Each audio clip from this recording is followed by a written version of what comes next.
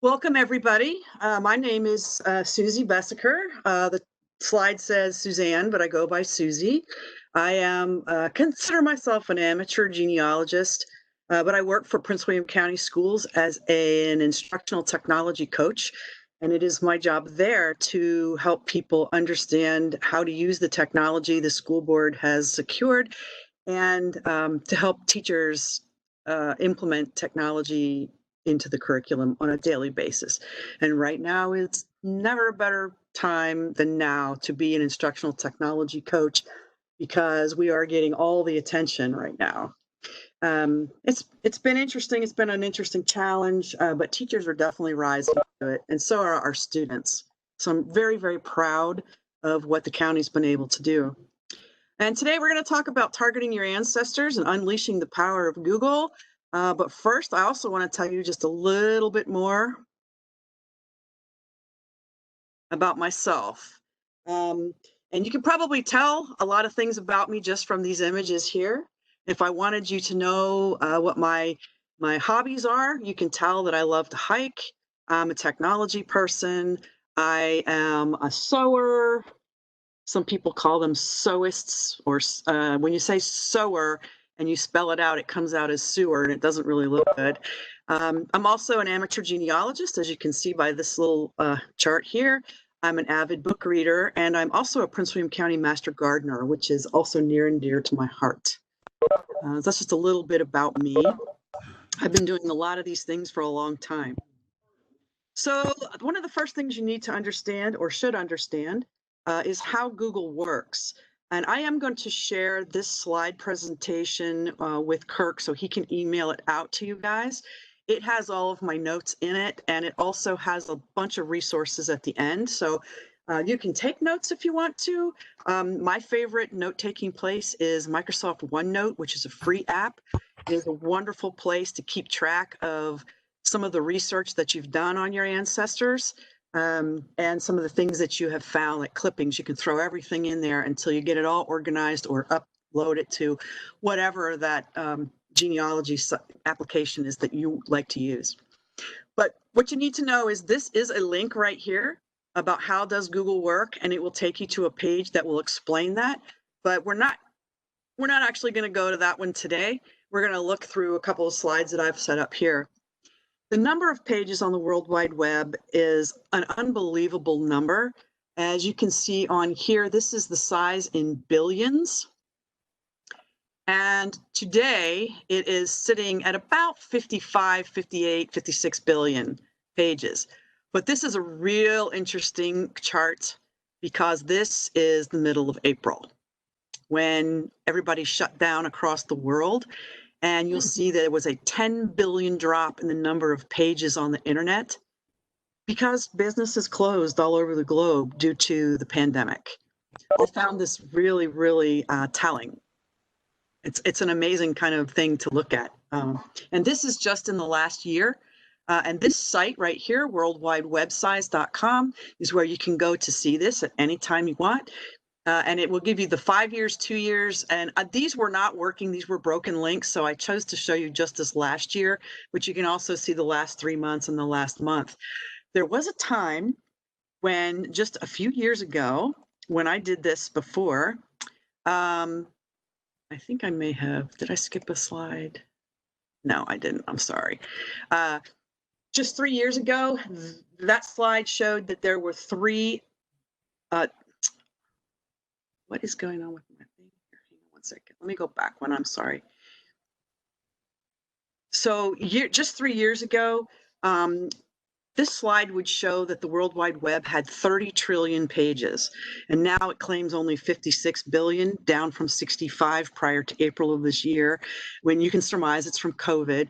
But going from 30 trillion pages down to billions of pages just means that we've changed the way our pages work. It's not that there's less information, because by all means there's a lot more information. It's just that we're being more efficient in how we show it, and we're getting more things on a single page. If you remember, years ago, you used to get a web page and it didn't scroll up or down. And now you can just scroll kind of indefinitely to see information. So we're down from 30 trillion to 56 billion That's a big change. I keep hitting the wrong button. I'm sorry. I got to get used to this presentation. So what it does is it crawls. So Google and other search engines do what's called crawling, and they take the number of links on a web page that can increase a page ranking, resulting in being listed higher in search results. And the manipulation of meta tags and web links, and I know those, you might not know what they are, but just they're part of the way that you set up tagging on a website so people can find it. And this achieves them a higher position in the search results. And it's called search engine optimization. And I know you've heard of it, and I know you've seen the tags SEO, and that's what that means. It's getting your site to be shown at the top of the results list as much as possible. So Google is always crawling and going from link to link to link to see how it can rank you. And page owners have to actually allow Google to do that. Then we have how pages are sorted. And a lot of factors besides crawling and links on the page can determine how you're ranked. And one of them is how often your site is visited, how fresh it is when it was last edited, and the quality of the content and the quality of sites that contain lots of links to other quality pages. And these are the things that raise your rankings. And so what Google does is it does all these things, and then it keeps track of it all in an index. And note the size of this index. It is over 100 million gigabytes. That's a lot of data just for an index, okay? And so they're constantly working on their algorithms that return these results. And there's this thing called a search lab that Google has people working in. And they use programs and the algorithms which constantly change. They consider the age of the page, again, how fresh it is, the site and quality, and how many links are there, and whether or not you're using safe search, which we'll talk about later, and the user context. It also uses your geographical location as part of the search algorithm for any particular search. And in any given year, they make well over 3,300 changes to this algorithm, tweaking it to make things come out right. And you can say they tweak it to make things come out right, but I always question in my mind whether they're tweaking it to make sure we get certain information and not other information. So it's always kind of scary when you think about it. So what Google's doing is from algorithms to answers, it compares websites and links and content. It compares it to your search fields. It crawls around on the internet, going from page to page, taking the link on one page to another, and it indexes all of these things, and it's doing it all the time while you're sleeping even. And so Google's mission was to organize the world's information and make it universally accessible and useful.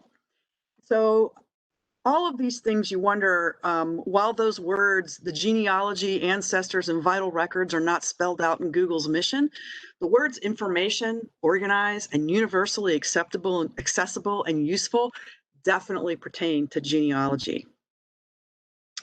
So in a nutshell, that is how search works. So behind your simple searches are these complex algorithms and all this math being taken care of, and things are carefully crafted and manipulated and calculated to bring you an answer, and they support billions of searches every single month. I would be apt to say that they search billions of searches in a week because everybody's on here, right? So that brings us to the knowledge graph. And one of the things that Google implemented in 2012 was this knowledge graph. And what it does is it has a database of more than 1 billion real world people, places, and things with over 50 billion facts and connections about these places. So the knowledge graph means that when I search for something pretty simple, it's going to show me how these people, places, and things are related or connected. So in this particular case, we have a simple search term called Da Vinci. And we haven't added anything else in here to define what we're looking for about Da Vinci. We're just looking for something about Da Vinci. And a search like this is so totally vague and non-specific that it's going to blow you away, the information you get when you get your search back. So when we do Da Vinci, it's going to give us results that show how the term is connected to other people, places, and things. So how is Da Vinci connected to anybody else? Well, he was from Italy, as you can see up here, and he knew Michelangelo was a contemporary of his, and he painted the Mona Lisa and a bunch of other things. And this is his date of birth, his date of death, how old he was when he died. But that's just a graphic representation, and that's not really what you're going to see when you do your simple search. So on this page here, I'm going to explain what the search elements are in Google. And I know you've seen this, but there's pieces of this you might not have recognized or used before. So number one is to learn more about how Google works. You can click here. That's actually number two down here. Number one is where you would enter your search terms. Number three, this is where you would find how to change the settings for your search. Number four is where I would do a voice search. And if you've never noticed this little thing right here, it says, I'm feeling lucky. I'm feeling lucky will return the very top search result to you as a web page. So instead of giving you a list of results, it's going to take you right to the first top result from your search terms. So it just gets rid of the whole list and just shows you the top return. If you hover over that little I'm feeling lucky field, it will actually spin. And when it spins, it's going to say other random things like I feel trendy, or I feel, oh gosh, I don't know what it says, but they don't return the same thing, but they're interesting. You can try them out. I find it kind of, it'd be great if you're bored, but I don't have time for that. I don't know about you. It's glitchy, but not useful to me, but you might find it fun to mess around with. So we're going to put that simple search term Da Vinci in here, and we just hit enter, and you find out that here it shows you this knowledge graph. And this knowledge graph allows you to discover more of the things that you didn't even really know you were searching for, but you find out that they're connected in other ways. So on the right-hand side of the screen, you would see this on a Google search, and on the top, you would see all these images of Leonardo da Vinci. But this thing on the bottom is the carousel where you can see 15 more images that are connected to him. But in the middle of this, you see other biographical data. And you will see this on anybody that's remotely famous will have these little things pop up. And I'm not sure if it's coming straight from Wikipedia or if it's just a conglomeration of lots of different sites that they look at to create this knowledge graph. But it's out of this database. These are things that they found about him. And when you put the name Da Vinci in, this is what you get. So when you click on, let's see, there's supposed to be, it always fascinates me that things don't work the way they're supposed to when you actually present. So this is supposed to be going to that. Okay. So this is the carousel that comes up for Da Vinci. And it shows you the most popular things first, and you can scroll through the carousel by clicking on this button here. And these things are connected to him. So if you didn't know that these paintings were connected to Leonardo da Vinci, you do now. And if you were to click further on this, you might see some relatives of his and some contemporary artists that he knew. So this could be useful to you if you have people in your family tree that are kind of famous. Like a lot of you may know who Robert the Bruce is. There's so many people that are related to him, and I am one of those people. And I'm actually going to click on the Robert the Bruce, and hopefully it will go there. Let me turn off the pointer. Maybe it will go, and maybe it won't. Okay. So let's see if we can go there now. So what this is going to do is it's going to open up Google on my page, and then I'm going to share it with you on your page.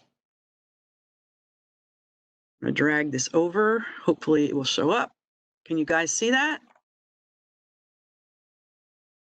Can somebody give me a heads up, or Kirk, can you turn on your mic and tell me if you can see this page? Yes, I was trying. Yes, we can see it. I was okay. Trying to chat. Okay.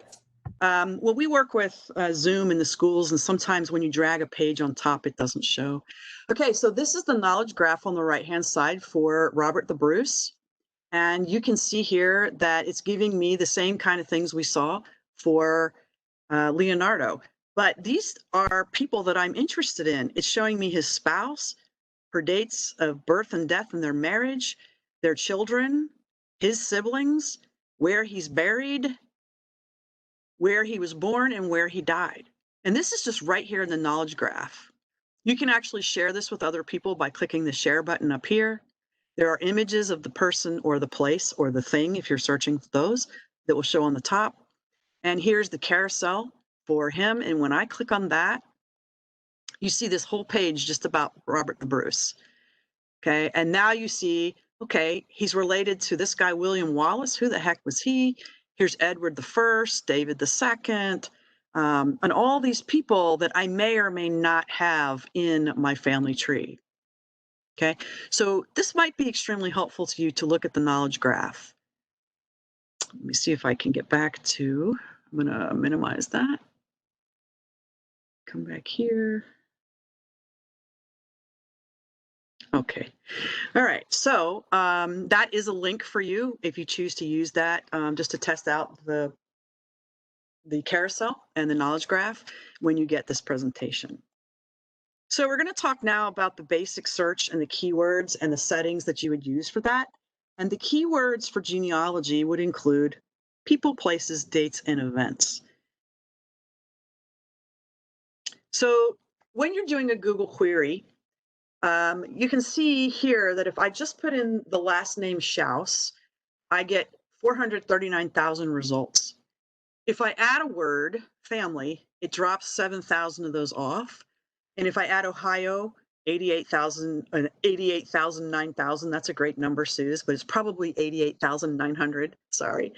And if I add the word Fred, which was a first name of this ancestor, I drop 75% of those hits away and I'm getting more targeted.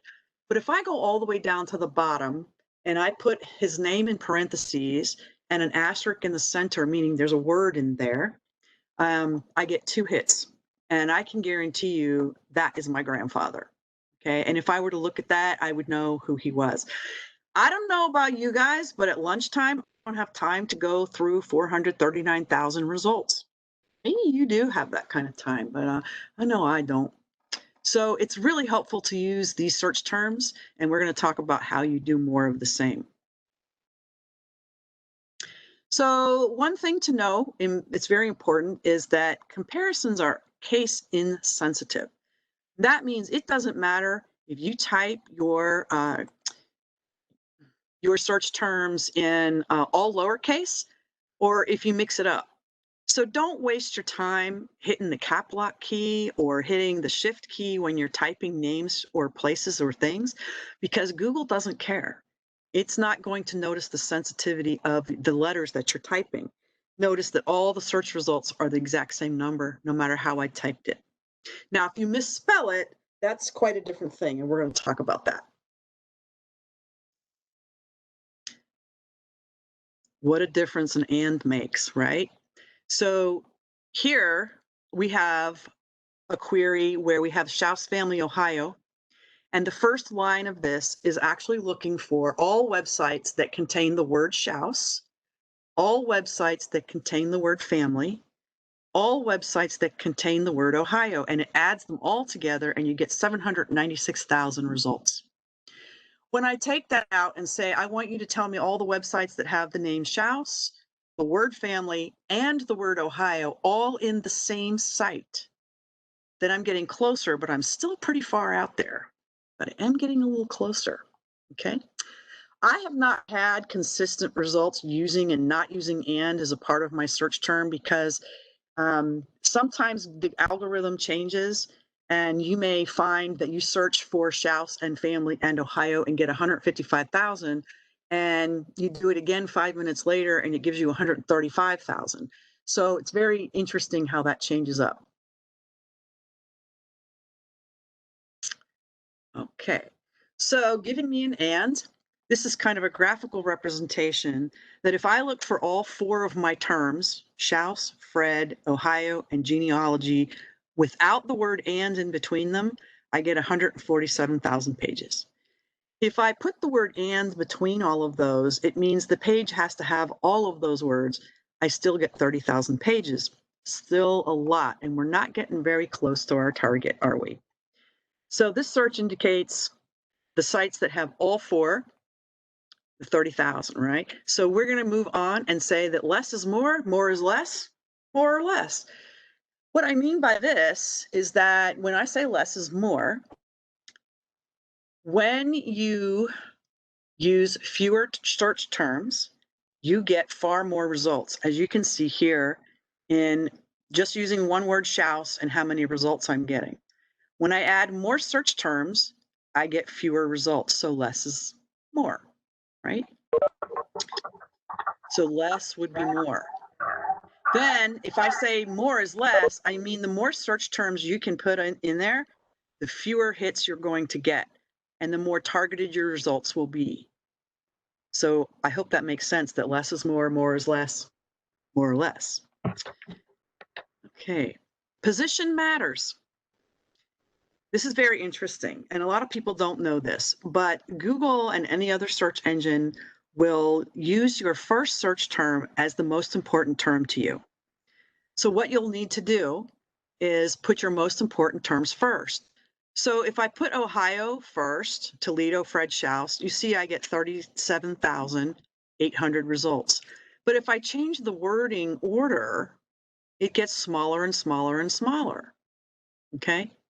So the first keyword or phrase is generally considered more important than words or phrases that follow. And genealogists are encouraged to use surnames first, followed by place name as qualifying keywords. But the last line here shows that I put his first name first and I got fewer hits. So I would try everything. Most of the times genealogy sites will tell you to do this one up here, the Schaus, Fred, Toledo, Ohio. But I got far fewer hits when I did it in this order. And you're trying to get honed in on your target. So the smaller results are better in a lot of cases. So it's not a spelling bee, or is it? So in this slide, I'm showing you that if you were to search on the word genealogy, which is only spelled correctly in the bold type here, I get 250 million results. Today, you're going to get more. These slides are not very current, but for the purposes of showing you what they are conveying to you, it didn't matter that I changed these at all. So if I do it correctly, I get 250 million hits. If I spell it this way, I get 256 million. Misspelling here and misspelling here. So you'll notice that if you misspell a search term, Google will correct you, but it will also include the correct and incorrect spellings in your search. So this is useful for targeting a smaller private site that might have misspelled a word that you're looking for, but has loads of information that you want.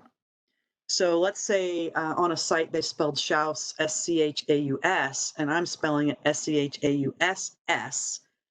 If I misspell it, and Google would happen to recognize that Schaus is spelled with 2 S's, it would give me all the S-C-H-A-U-S and all the S-C-H-A-U-S-S. It would do both. So misspelling search terms in this particular slide resulted in a return of 6 million additional sites. And that's something you really want, but sometimes you need to do it. So what's in a word? So word variations such as work, worked, working, and works, all those things after the equal are considered stem words. And those are words created from a base word. So work does not equal worked, working, or works when you're doing a search. So in the past, Google used a technique called stemming to search for all variations of a search term for you, but it doesn't function that way anymore. And you should search for all variations of a word, such as died, dies, or die. Especially if you're looking for an obituary, because if you're looking for a newspaper article, it might say they died, but it might say young girl dies from being hit by a train, or O.C. Rogers died after being hit by a train. That's a kind of example where you want to use all the stems of the word. Commonly occurring words, which are prepositions, we call them stop words. Google used to ignore these words unless told to specifically look for them, but now they don't ignore them. And you see them in quotes here in the course of human events. But if you did human events, course human events, and left out the in, you got 234 million hits versus the 3 million here when you put it in quotes and use the word in. So it's better when you put search terms and phrases into quotes, because then it requires Google to return a search of just the pages that have that exact quote in it. If it doesn't have that exact quote, it will not be counted in your search results. Does that make sense? I hope it does. Are there any questions in the chat, Kirk? Not so far. Okay, if you guys have any questions, feel free to throw them in the chat for Kirk, and we'll try to address all of those before we finish. Absolutely. Okay, so here we have a site where we're doing a query structure, as I was mentioning on the last slide. I had an ancestor who was a seller of gloves, but I found an article one day that said he was a glove manufacturer. So I decided to use this as a search term. In this first search term, it's going to return all sites with the word glove and all sites with the word manufacturer. So it's going to add them together for that 84,400,000. We're talking about this one. If I put them in quotes, I seriously drop the number of results that I'm getting to 385. This is in quotes, so it has to say glove manufacturer on the page. Number 3 is telling me kind of the same thing that's going on up here, except it's giving me more because, or fewer, because it's telling me those that have both glove and manufacturer. Number 1 is just giving me all the sites that have glove plus all the sites that have manufacturer. Number 3 is giving me all the sites that say both words. Number 4 is telling me all of the sites that have the word glove but do not say manufacturer on the site. So the minus sign means not. And it's a way to eliminate results that you don't want in your searches. Number 5 is giving me a one-word search of glove-manufacturer. Since there are no spaces in there, it's looking specifically for that one search term. Number 6 is giving me something altogether different. And that star in the middle is saying that there is a word or a search term in the middle of those two words. It will have a glove and something else in there and the word manufacturer right after it. And there were still 82,000.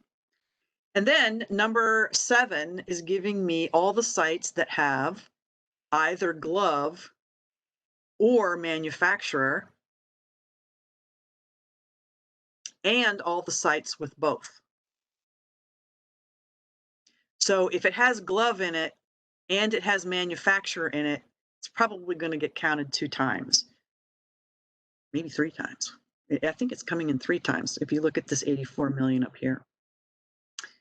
Okay, so there's a few important pieces in your search terms, and the quotes are including the exact phrase.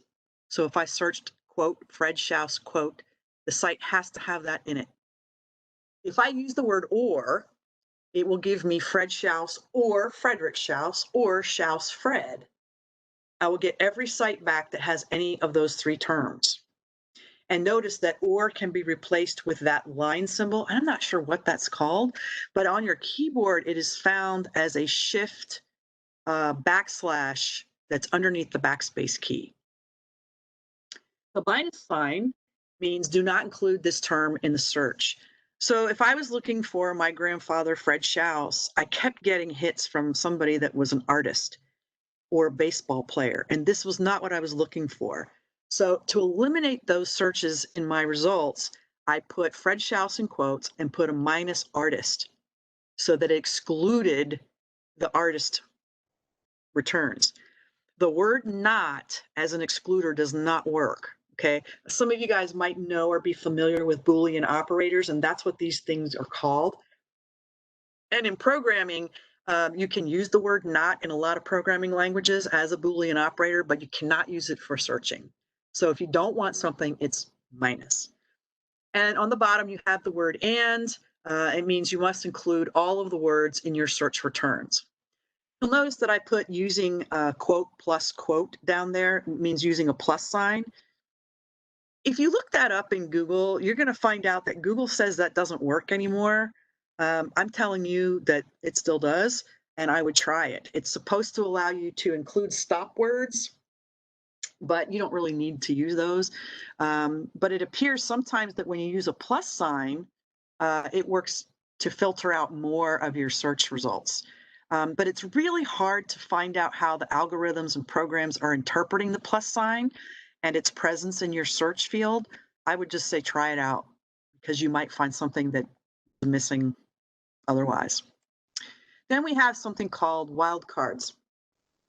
And you know what a wildcard is. It stands in for any character or string. And if there is a star in your search term, like this in the red here where it says Fred Schaus, Fred Star Schaus, this returns all the sites containing Fred A. Schaus, Fred B. Schaus, Fred August Schaus. So if you don't have a middle initial or you're wondering if a site might include their middle name and that's why you can't find what you're looking for, you can always put this in there. Maybe you don't know that they have a middle initial. Or you find a woman who you didn't know that she was using her maiden name as a middle initial. So putting this wildcard in there will help you find some of that information, maybe. A double wildcard allows you to put two character strings in this position. So Fred star Schaus would return Fred August Edmondson Schaus or Fred A.E. Schaus. I hope that makes sense. And you can only extend this into 3 character positions, but the wildcard can really help you find some loose strings, tie them up. Making connections. So here, where we have Fred Schaus in quotes and search Toledo, Fred Schaus and Toledo, that's going to give me all the sites that have both terms in it. So the circle here with Fred, this part of the red, it's going to return this part only, all the sites that have those things in it, Fred and Toledo. If I search for Fred or Frederick, that's what that line means, it's going to give me all of those sites, the ones that have both terms and the ones that have each term. Then if I do Fred Schaus in quotes minus Toledo, it's going to give me all the Fred Schaus's pages that don't show Toledo. Okay, so it's going to take out those Fred Schaus's right there that live in Toledo. Does that make sense? I know it's a lot, but you are going to get this presentation and then you can go try these things on your own. So we have a few more examples of these simple searches.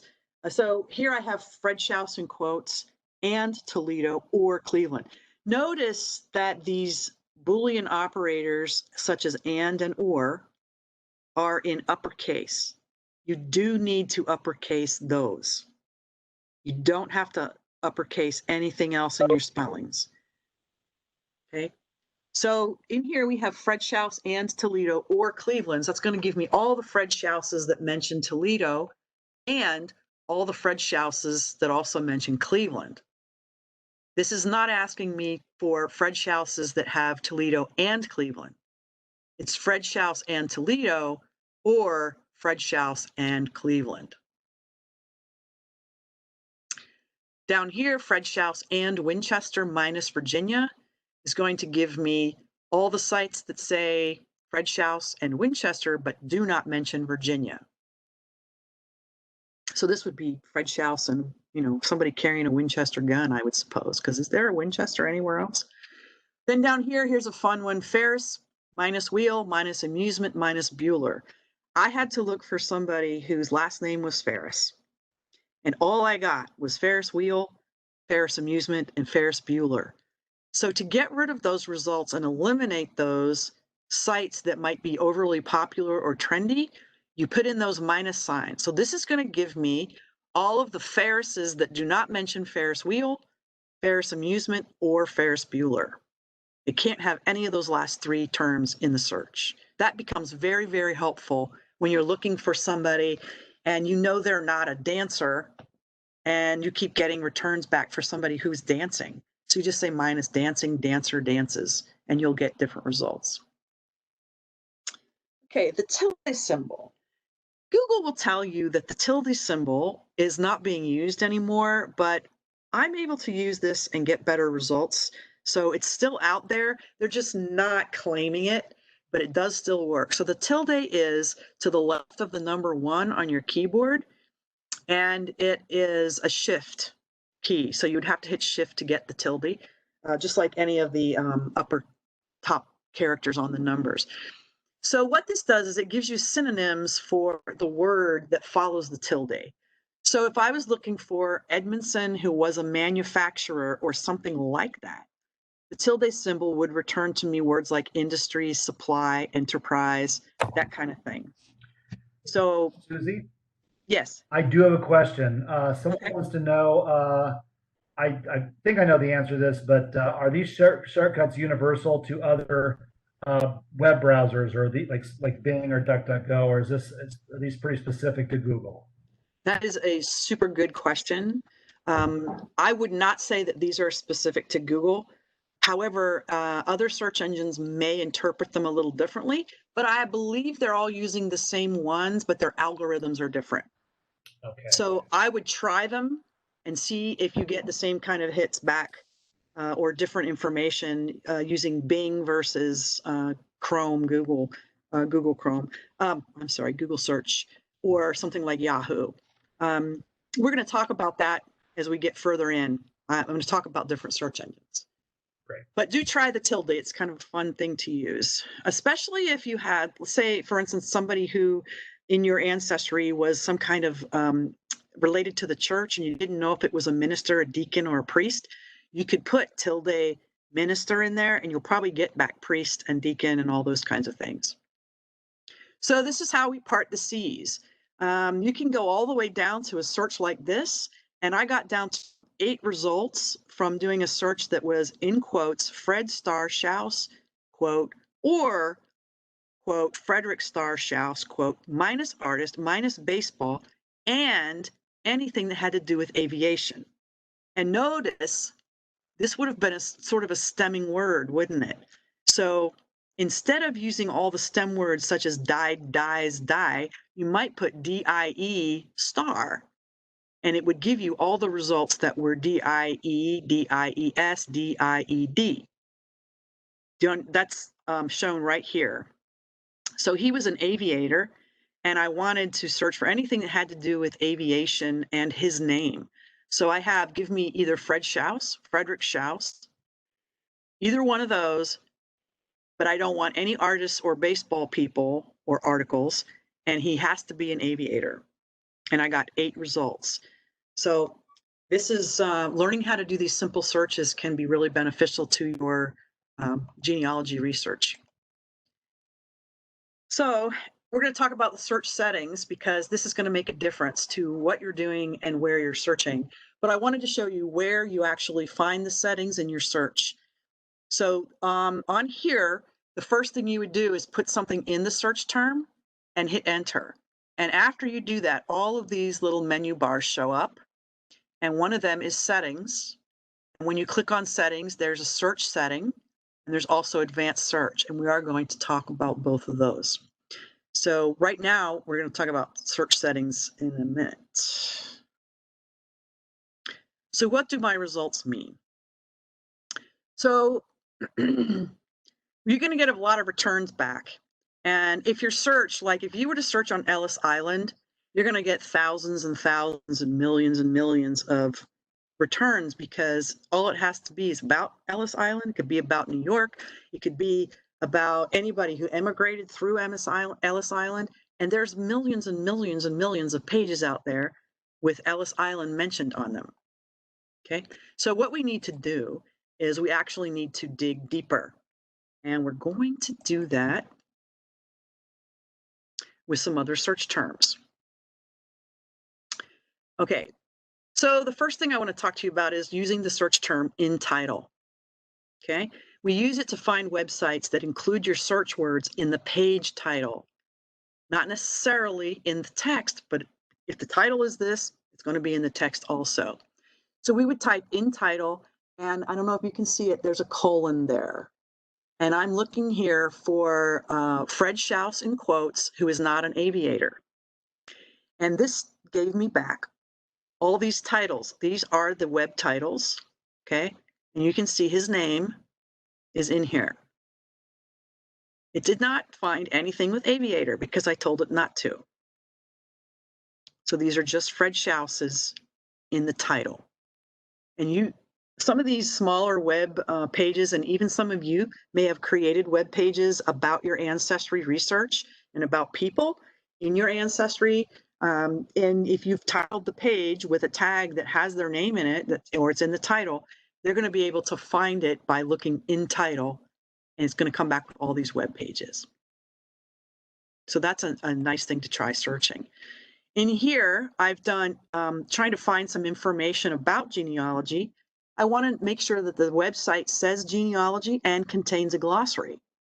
So the in title search is looking for genealogy in the title and glossary on the page. It doesn't have to be in the title.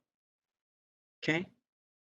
Although actually in an and it does. I'm sorry. So you see genealogy, glossary, glossary of genealogical terms. So notice that it's not finding this one, it's finding the fact that it's genealogy.com because I'm not searching for genealogical. So this is how it came back with this in the title. When you're searching, we want to talk about what it means to search a top-level domain. Top-level domains are actually the end of the website URL or the web page, the domain's URL. So like ancestry.com, pwcs.edu, princewilliamcounty.gov. You guys get it, right? So these are the top level domains, are always what follows at the end of the web address before the pages show up. So these are what they mean. So .com is commercial, although a lot of schools have .coms now, and that's even public schools because the educational edu is hard to get as a domain and we don't have time to mess with it. So we go with .com. This is government. You have your military, your network, your organization, and this means the US. So we're going to talk about some of these things soon. On this one, we're doing a search for site. And as you can see, we're searching for a specific top-level domain.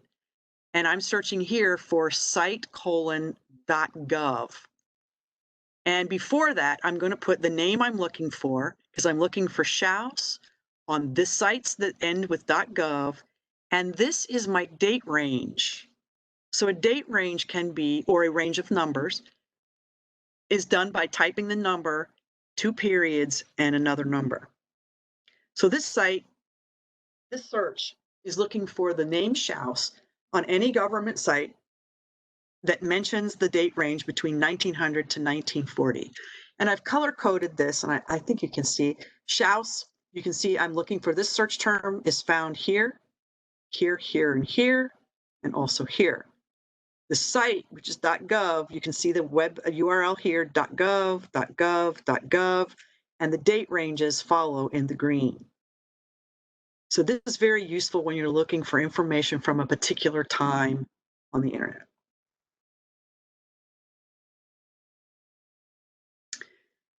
Now we're talking about searching for site.org. So the last one was site.gov, and now I'm looking for the same stuff, different date range, but the same name in .org at this date range. And sometimes this brings out Wikipedia, and I don't want Wikipedia, so I did a minus, so that means not Wikipedia. So you see I've .org. The name Schaus is in blue, and the date range was 1900 to 1901, which this 1755 to 1900 falls within, as does this 1850 and this 1900. There's also 1922 there. So this is a way to further search different websites. Wikipedia comes up as a .org, and so to get rid of all that Wikipedia stuff, just eliminate it in your search. So there's a, 6 trillion page abyss out there, and it can be very intimidating. You just need to know that Google places heavy biases on informational resources like edu and .gov. It's far higher than anything like a .com or a .net or a .org, because they're considered trustable sites. Okay, it places a lot more weight on sites that it trusts, and edu and .gov are the highest ones. But for this reason, as I say in this statement, a result that might not be returned high in the ranking for a search of all top-level domains may be in the top results of searching for a .edu or .gov site, because it's got a higher ranking on that domain, on that top-level domain. So if you're searching all the top-level domains like .com, .net, .org, .edu, and .gov, a result in your search may be far lower on that than it is on a more trusted site like an edu and .gov. I hope that makes sense. Got to chew on that. Okay, using for site-specific search. Site. We're still talking about using the cite command. And on this one, in the gold on the top, you see that I'm searching for the name Schaus on a particular site. And here I'm just using cite : because I'm not looking for a top-level domain. I'm searching within a website itself. So some of these genealogical sites that you go to have a lot of information in them, and it's really hard to find what you're looking for. But you can go right to it.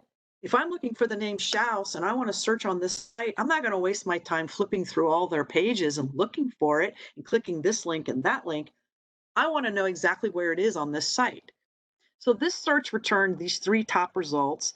And notice it's showing me jewishgen.org, which is where I was looking. And the name Schaus is here. So that's a good return. jewishgen.org. And there's Schaus over here on the right. On this one, it's myheritage.com, and I don't even see Schaus in there. And you know why? Because it's an ad.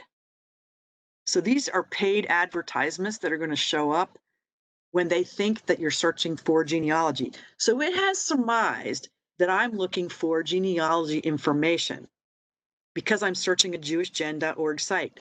So somewhere in the algorithm, when it crawled through jewishgen.org, it realized that JewishGen was probably linking to all kinds of genealogy sites. So hey, when you're searching for JewishGen, I'm going to send you an advertisement for something you might be interested in, because that's the way the algorithm works, and that's how they make their money. So you have to check and make sure your search terms are actually in the data that's being returned by the results.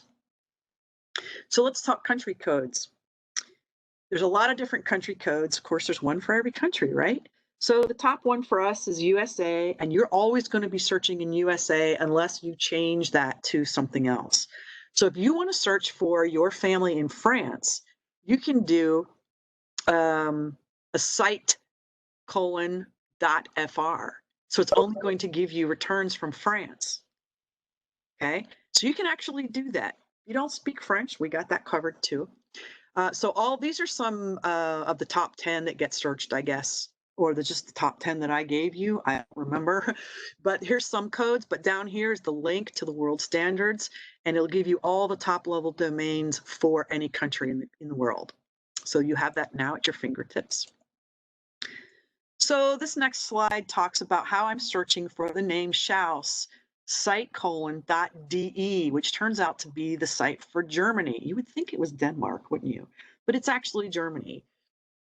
So it comes back with these. This is just a couple of the returns I got, and are in German. And I'm sorry, I don't speak German.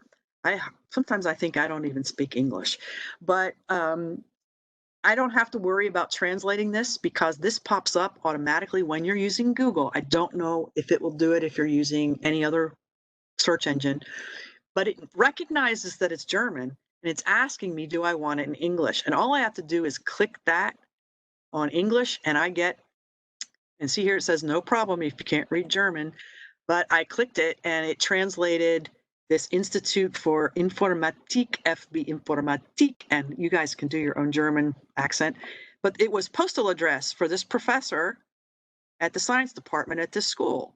So now it's in English and I can read it. So don't be afraid to search websites in other countries. I am an Ancestry.com fan, but I do not pay for the premium that lets you search in other countries because, I just don't want to spend my money on that when I can do search here like this. So have fun with that. That's going to really open up your searches overseas. If that's the only thing you get out of this today, that's good, especially if you know who your ancestors are in other countries. So the anatomy of a web address, this is the URL. This is what you type into these top field when you're going to a particular website. It's called the Uniform Resource Locator, and it's a standard across the network. And these are what these things are when you're putting them in and you don't know what they are. Now you have a name for it. So this HTTP is Hypertext Transfer Protocol, and it's how it's talking across the internet. And this is the type of internet server. And I know that some of you have probably seen some WW2s, and there are some new types of internet servers coming out now. And so this, we don't usually have to type the WW in anymore. And Google seems to know whether you're looking for WW2 or not. So you don't need to always type this in. This is the website actual name, Ancient Faces, and the top level domain would be a .com, which means it's a commercial site. And then there's paths after that. So you have a /, which means it goes from the bottom forward to the top. And this would be the path name. So there's a page name, surname, and then there's a page in there called shouse.html. So this is the actual page or the file on the page. And this would be the actual address that you would type in. So now you understand what the types of what these things mean when you're typing them in. And it's interesting and good to know when you're doing searches, because the search term called in URL. And in URL searches for sites containing the topical content that you're looking for, which means if I'm looking for Civil War, I can say in URL, which means in the web address, :civil_war. Recently, I think they've allowed people to start putting spaces in their web addresses. So you might search in URL :civil space war and civil_war. Okay, and here's an example of a www2 right here. So I wasn't lying to you that there's something else. So anyway, this is going to give me any websites where the actual address mentions the Civil War. So I have these things here. Okay, and of course, you can include more terms to your search. I can put, I want to know anybody with the name Edmondson that's mentioned in a site where it has Civil War in the URL, in the web address. And here I get Civil War in the web address, and I get the name Edmondson. I'm hoping that you guys are seeing how useful this is going to be. Okay, super, super strong stuff. And you know what? You're never going to leave your laptop anymore. You'll be cursing because you're going to do nothing but search for your genealogy people now, your ancestors. So then we have one called in anchor. The anchor is the text that describes the website. So we're looking for information that's describing the website that includes this particular search term. And this is a site that I actually want, a slide that I actually wanted to change, because they don't list the page title below the green URL anymore. The URLs are blue and they're on the top. And we'll see that in a second. This is an old slide, and I apologize for not getting that updated. I meant to come back and do it, and I'm sure the phone rang or somebody had a kid who couldn't get online. So they describe the page and often provide better search results. So by adding filters to this search in Anchor, such as try adding site and site.gov to your searches, and in Anchor also, because you can keep adding these search terms to get tighter and tighter and tighter into getting to the bullseye you're looking for. So in here, I have in Anchor, I'm looking for the search term specifically in quotes, Civil War, and I want it to say James Edmondson, okay, and that is included as a term, total term. I don't want it to include reenactors, because there was a whole bunch of guys out there named James Edmondson. He was a reenactor, and all I got was stuff about him. He's way too contemporary for my taste. So by adding more filters, you specifically target your results and you get closer and closer. Just keep adding search terms and see what you get. It gets fun and exciting and kind of crazy. And if you're smart, you'll take that, and we're going to actually talk about it because I know you're smart. We're going to talk about how you can save these searches later. Okay, and we also have one called link, checking a site's links, because sometimes you find a site that's super, super useful to you, and you want to know how that's related to another site, or you want to know what sites it links to, because if that one was so great, certainly they're not going to link to sites that aren't so great. One can only hope. So here I've done a thing where I did link : and I want you to notice when I'm using these, all these commands that have the colon, there is no space after the colon when you start your search term. It'll return something different if you put a space there. It's all together. So Google is recognizing that there's a search term and it ends at link, and then what you're searching for is the next thing. It's not expecting a space to be in there. I didn't mention that before. So here I'm looking for all the links that are attached to or inside www.winchester.history.org. And interestingly enough, this slide was updated 3 years ago. This result had 13 returns, and today it has 33,300,000. So in 3 years, they have added so many links to their site that also link to other sites that there are now 33,300,000 links. And another thing I wanted to mention is how fast Google wants you to know it did the search. They're very proud of this, how fast their algorithm works, and you'll see it on every single search page. So this one shows the links in winchester.history.org, and it's showing you that they're connecting to an EDU site, probably why they're so high in the rank, and then some Mount Vernon org and some other organizations. And this list went on and on. I'm just giving you a clip.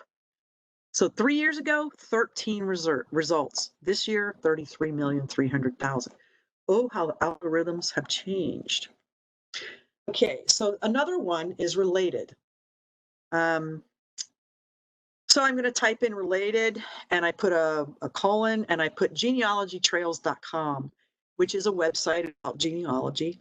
And it comes back with 20 results in 0.31 seconds.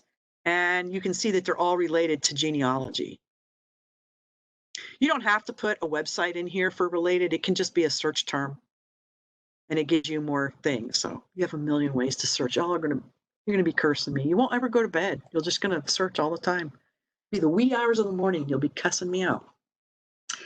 So this is another one. So you get a page, and it's full of information, and you can't find what you're looking for because you're looking for some people or certain last names or a certain place or a certain document. So what you can use is Control F on any web page and put your search term in, because what happens when you press Control F is you get this little drop down, type in your search term, and it shows you exactly on the page. It's going to highlight it for you, okay, exactly where your search terms are showing up. It's going to count how many times it's in there, and to get to each one, you just use these arrows. If you want to change your search term, you just type a new one in and hit enter, and it goes and finds what you're looking for. And I know you only see one of the two here, but the second one was way down, and I couldn't clip it. It was just too much information. So using Control F on any web page will help you quickly search for exactly what you're looking for. What it won't do is find a name that is inside a page of a picture or a PDF. Okay, it might not find those, but it'll find it in text documents. So that is the basic search. But moving on, we also have advanced search. Okay, and I know you guys are thinking, you're killing my vibe, you're killing my vibe. This is way too much for me to know. Well, you're going to get this slide presentation so you can practice all of these things and take them one by one by one. So just, trust me. You got this. Inhale, exhale. You're going to be amazed at how quickly this part goes. Because the advanced search is accessed in two places, and it's the same place where you access search.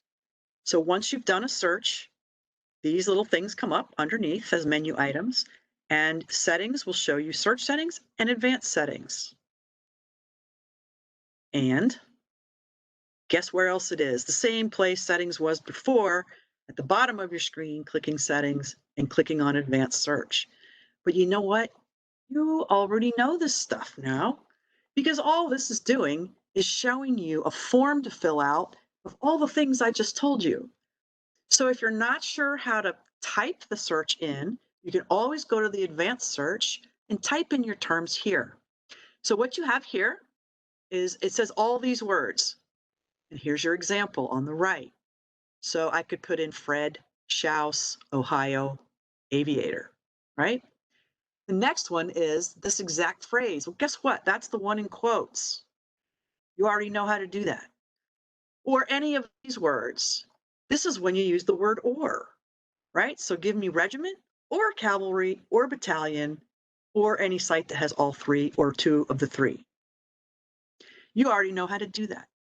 Then we have none of these words. Well, guess what? You already know how to do that. It's a minus sign, okay?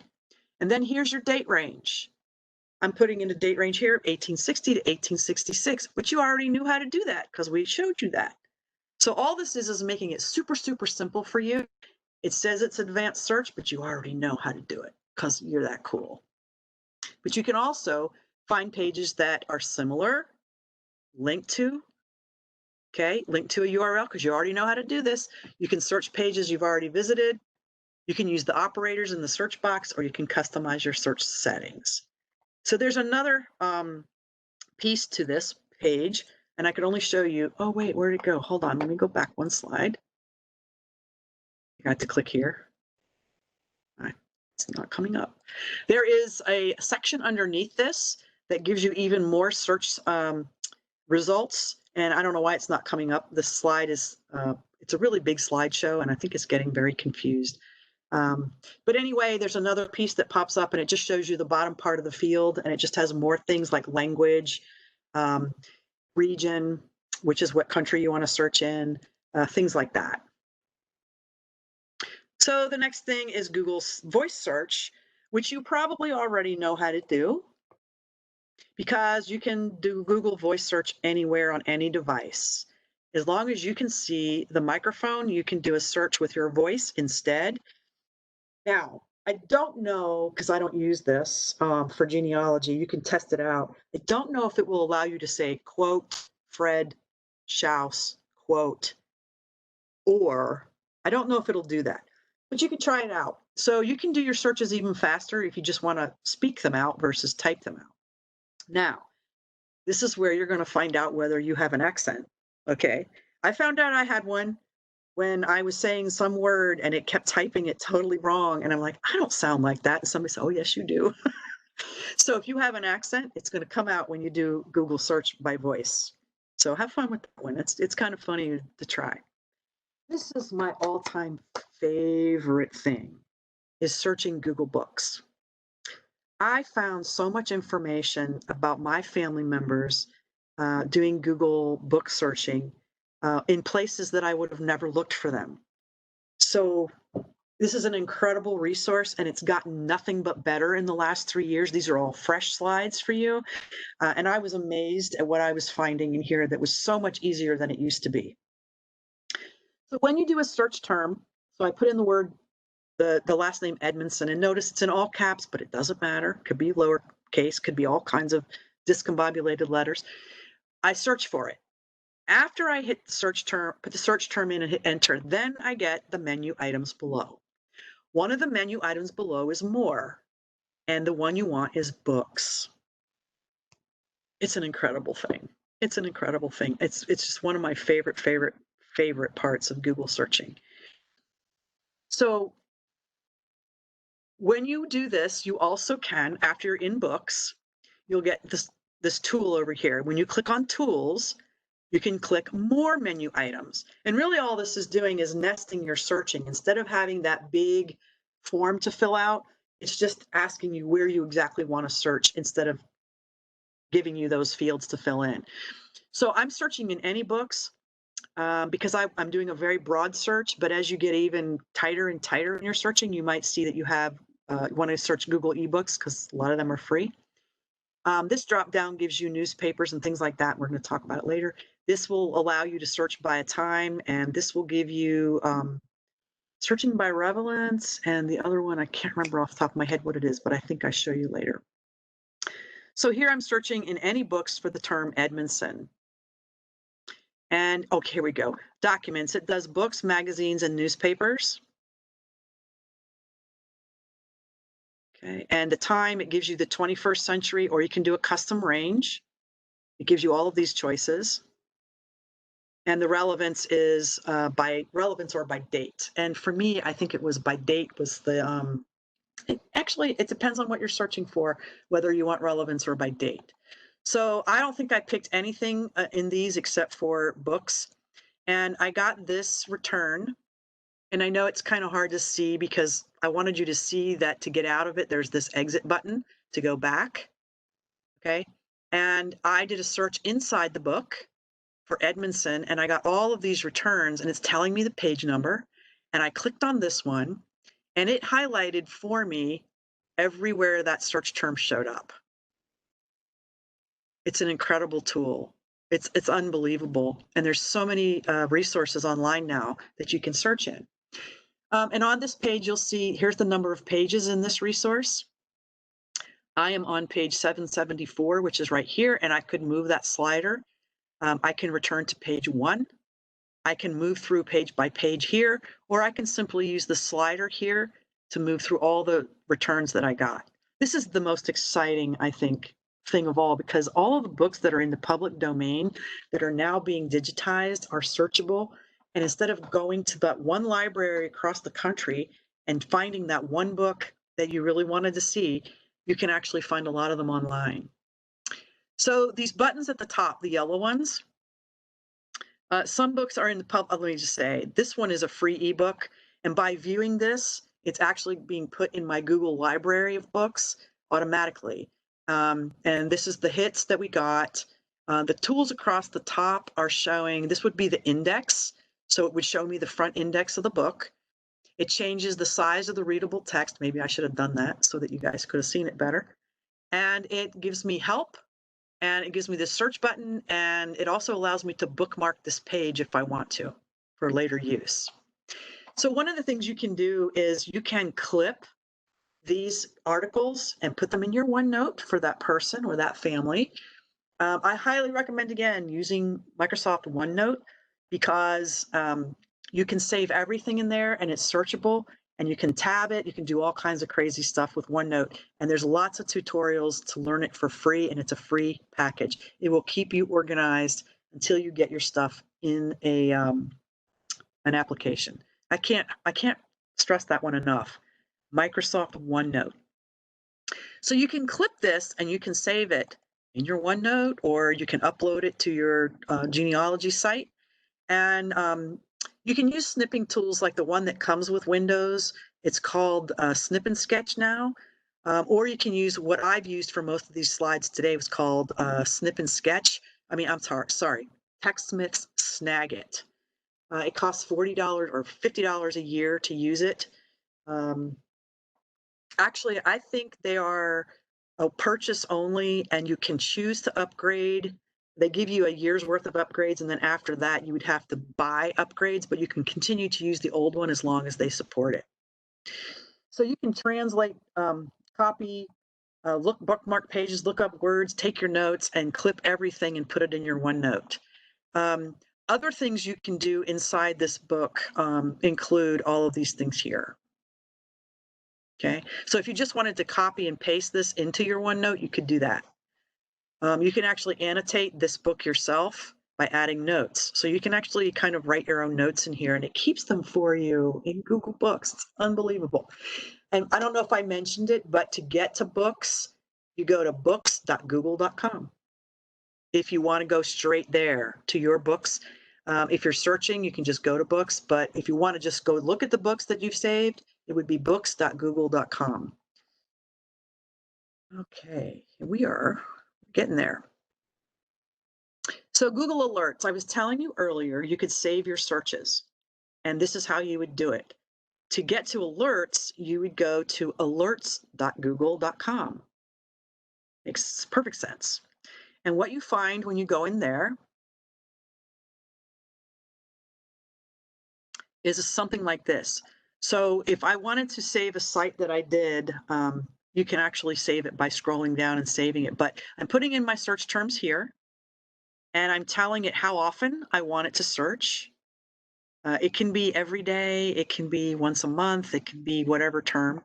You want to ask it where to search, and you can choose all of them, or you can choose specific ones. And these are the lists: news, blogs, web. Notice it says books and discussions. Interesting. You can also choose the language that you want to search in. The region, okay, regions would be your country code. And also what results you want. Do you want just the best ones, or do you want all of them? Well, if it's going to search, it's going to show you new results. So I keep that on all. And then where you want that search delivered. And I send that to my personal Gmail. My personal Gmail, by the way, is on the front slide of the slideshow when you get it. So then all I have to do is create the alert, and then I never have to run that search again. So if there's something you're looking for and you're hoping that one day somebody adds it to the internet, just set up that alert and what you're doing basically here is allowing Google to crawl for you and find what you're looking for on a regular basis without you having to do anything. So this is a really useful tool. I have a couple in here. One is for census records in Fairfax, and another one was for a particular family I'm having a hard time finding. Okay, so there's lots of reasons to create alerts, and you don't have to do it just for genealogy. You can do it to keep up on your favorite baseball team scores or your favorite CAPS scores, keeping current with competitors or industries or a certain topic. Maybe you want to keep up on what's happening with the COVID vaccine. You could do a search for that, and it will send it right to your mailbox. Crazy cool stuff. I hope you're thinking it's crazy cool. Okay, there is also Google Blogs. Somebody tried to tell me you couldn't search blogs anymore with Google, but I have proven them wrong, and I'm going to show you that you can do this too. So you have maybe some favorite people that you like to listen to, like this guy, Scott Pierce. He has some great genealogy blogs out there, and he just happened to come up in this one that I did on genealogy, where you put your search term in. So where am I? Where do you think I went? I went to blogs.google.com. So the first word is where you're going in Google. So it's blogs.google.com, books.google.com, alerts.google.com, drive.google.com. You guys get the picture. So the first one is your search term. Then you would click on news. This is the sequence of clicking and things. You would click on news, then you would click on tools, and then you would click on all news, and look at that. There's blogs. Holy cow. Why did they bury that under news? I don't know, but it's there. So we're searching it. So I did a little search on genealogy. It's a simple search term. It's very vague. You can put things in quotes. You can do your ands, your ors, and your minuses, your stars. You can try any of those, and maybe you'll get someone who's doing written a blog that includes your search term. So do try searching the blogs. Some of those can be very, very interesting. Okay, and this is the last one we're going to talk about. It's the Google News Archive. It's not set up as an archive anymore, but it's kind of just the way you're doing your searching. So this is the same thing where we're doing a sequence of steps. And I was looking for when the Ben Lomond Center was renamed the Pat White Center. And this is a shameless plug, but Pat White was my mother, and I was trying to remember what year it was. So I put this in here and used it as a slide. So I looked for Ben Lomond and the verb renamed Pat White Center, because I'm looking in news, and that's how they would have said this, right? So I put in my search term, and then I clicked on tools, and then I clicked on the down arrow for any time, and I put in a custom range because I kind of knew when it was, and I did a search, and I got the articles exactly what I was looking for. And this is the news archive. So to get to news, it's the search term, the tools, the news, and any news. Well, actually, I'm sorry, search term, tools, any news, or any time, and then we're searching news. Okay, so the news archive is there, and it's a wonderful resource too. It depends on, this is basically contemporary news that you're checking because these are things that were reported since the internet came into being, not necessarily newspapers that were printed 100 years ago. Okay, that would have to be something that was digitized and found on a site because those things aren't actually just sitting out there as news items on the web. Okay, so Google is not an island, and we were talking about this before. These are the top 8 search engines of 2020. Notice that Google is the top. Then you go to Bing, which is the Microsoft answer to Google. And of course, Yahoo. And DuckDuckGo has been around a while. I have never heard of Baldo, Yandex, Contextual Web Search, or Yippee. I've never heard of them. I haven't tried them. What I would do is search Google first, and maybe take that same search term and test a couple of these sites out and see if maybe they give you less results, because what you're really trying to do is hone in and hit the nail on the head in your search. So the fewer the search terms, the better you're going to be able to filter through that information. This list came from a site called rappydappy.com, and you have the link right there. So now we're getting down to resources. I have a list of resources here. I used to give a handout for this, but there are this page and there's another page here. Where's my last page? It's not showing because I put it in last. There's another link. I will make sure you get it. And it shows you all of the search terms that we talked about today and a whole lot more. It gives you the top 50 search terms for Google. And it's actually a link to a website that will scroll you through those. This top website here has the country codes. This one is Google Tips and Tricks. This is another power searching course that is online at CodeSpaces. Might be useful to you. They might contradict some of the things that I've said, like you can't search blogs anymore. That's silly. Or that you can't use the tilde, but you can. This is about searching news across the globe. This one was interesting. I've never seen this one before, but I found it highly interesting, the socialsearcher.com. And the reason I would put this on this list is because there are a lot of Facebook pages now that are about genealogy and some other social media sites. This one might be a really good, useful way to find those sites that are talking about the families that you're looking for. Genealogy Gems is just a great little website. And then you have your National Genealogical Learning Center. Some of the things on there are free. Same with the Legacy Genealogy webinars. They have some really good free stuff too. And the one on the last page it's one link and it is the search terms. So I'll make sure that that is included in this when you get it. And that in a nutshell is the presentation. I'm going to go back to the first slide. So you have my, this is my Facebook and my Twitter. This is my email address. So if you have any specific questions about this, I'll be happy to answer them. And so Kirk, if you want to come on and tell them, I guess I can send you this as soon as we're done. And then you can forward this to anybody who came today.